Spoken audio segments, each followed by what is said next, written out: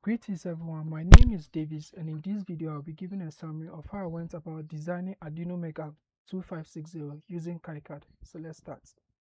So first of all, open a KiCad window.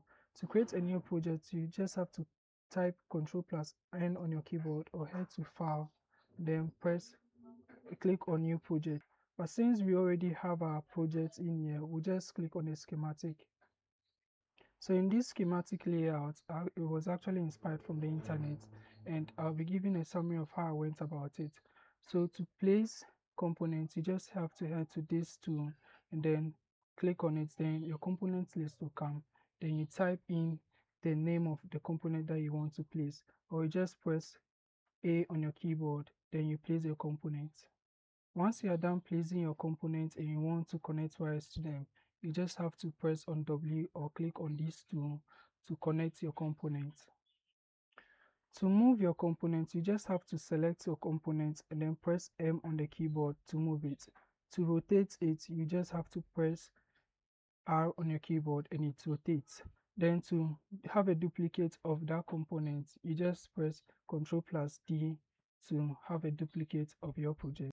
A duplicate of your component. Once all the necessary arrangements are done, you can then flag the components that do not have any wires connecting to them. For example, in my microcontroller, you can see that there are some pins that do not have wires connecting to them. You have to flag them with the no connect flags using this tool over here.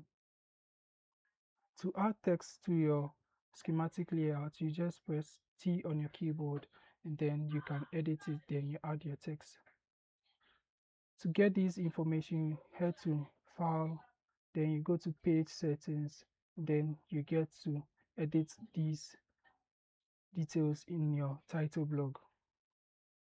Now once you are done, you would want to head to Electrical Rule Check to check for errors in your schematic. So as you can see, I have 10 violations that I have to see to it that I remove them. Remember, the errors are the important ones and I have to remove all of them. But let's head to our next step, which is annotating. So I'll click on this, then I'll annotate. Once I'm done, then I head to assign footprint, which is this assign footprint. Then I assigned footprints to my components. Remember, KiCad recognizes some components, and so it will be able to assign footprints for you. But for others, you have to assign them automatically. Manually. Let's close it because we've already assigned footprints to our components. And then once we are done, we'll go to our PCB layout. So let's have a full view of it. So for a start, once you're done with your schematic, you would want to update your PCB from your schematic. Then once you update, you realize that the components are not arranged, so you'd have to arrange them. After arranging them, you'd want to get your PCB layouts, that is the outlines.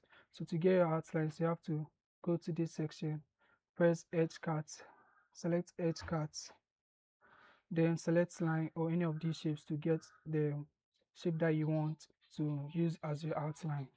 After arranging your components and having your outline, you would want to route. To route, you have to select the front copper layer or the front or the back, depending on how you want to arrange your components. Remember, the SMDs, that is the surface mounts, only use the front copper layer. To add mounting holes, you just press A on your keyboard, then you type mounting holes, and then you select the required mounting hole that you want to use. To add the dimension, you have to come here, click on draw orthogonal dimensions, then you draw your dimensions. You also have some additional settings that you can do to your dimension to reduce or increase the precision. Once you're done, then you start routing. So as I said, to route, you have to click on front copper layer, then select then you can route. Since we are done, we will not be doing with any routing for now. So once you're done with your design, you want to check for errors, and so you head to the DRC, which is the design rule check. then you run your DLC. So in our DLC, we can see that there are no errors. So let's head to our 3D viewer to see how our components will look when we fabricate. And so these are our components to look. But I quite remember that we didn't add the front copper layer to it. So let's do that. So we are done. To add your field zone, your copper field zone for reference like ground, you just have to click on your front copper layer, move to select this to draw field zones, then you select the corners that you want to have your copper field, and once you are done with that, you double click on it, then you press B to have your PCB filled with copper. Then you head to your 3D viewer to have a look at how your board is going to like once you want to fabricate it. Thank you very much.